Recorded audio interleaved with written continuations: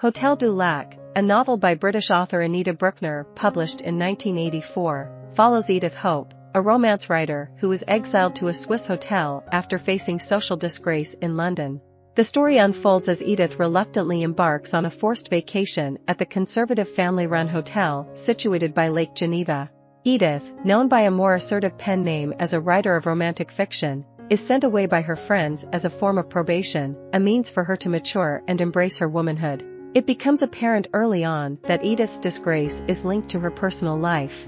Fleeing from an unsuccessful marriage, she spends her time at the hotel penning letters to David Simmons, a married man with whom she shares a passionate love. Resentful of her banishment, Edith adamantly refuses to change. Initially, she observes and amusingly describes the other hotel guests for David's entertainment. Among them is Madame de Bonnuel, a permanent resident of the hotel who has been expelled from her own castle by her son and daughter-in-law.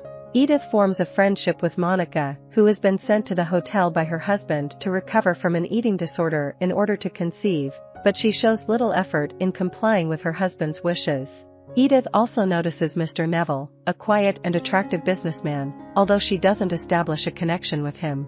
However, it is the Puseys, Iris and her daughter Jennifer, who captivate Edith's imagination. Wealthy, beautiful, and indulgent, they visit the hotel solely for shopping in the nearby boutiques. The hotel owner lavishes attention on the Puseys, who flaunt their wealth by wearing extravagant, jewel-laden outfits. Both women engage in flirtatious behavior with the men and boast about their possessions to other women. Mrs. Pusey takes Edith under her wing, although it mostly entails subjecting her to self-aggrandizing monologues and criticizing her attire. Edith's response to this is mixed. Initially, she dryly reflects on her failure to embrace consumerism like others, stating, she had failed to reach the heights of consumerism that seemed readily available to anyone else. Later, she attempts to go shopping for new clothes, only to discover that she can't seem to find the glamorous shops frequented by the Puseys.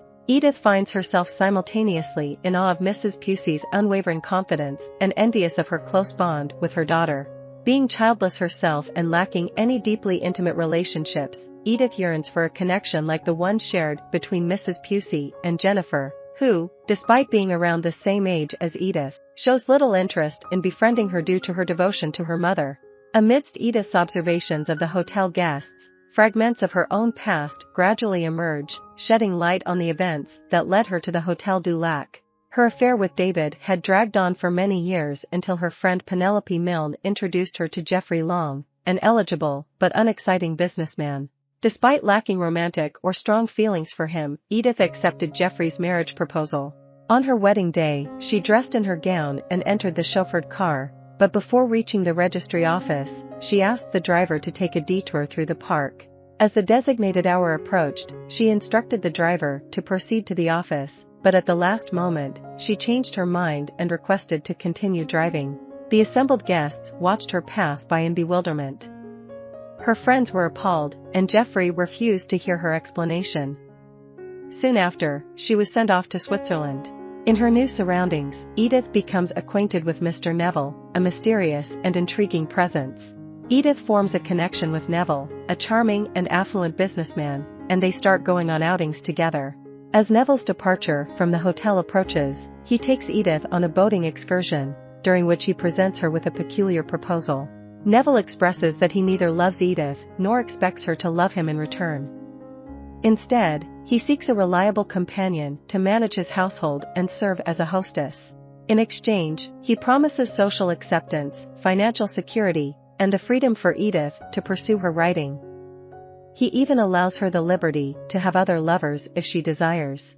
Requesting time to consider his proposition, Edith deliberates and ultimately decides to accept. She composes a farewell letter to David, explaining the turn of events and her intention to cut ties with him. In a revealing twist, the letter discloses that none of her previous letters to David were ever sent.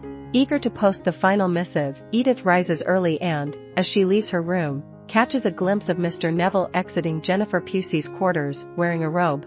Unsurprised by their affair, Edith returns to her room, tears up the letter she had written, and instead sends a succinct telegram with a single word, returning.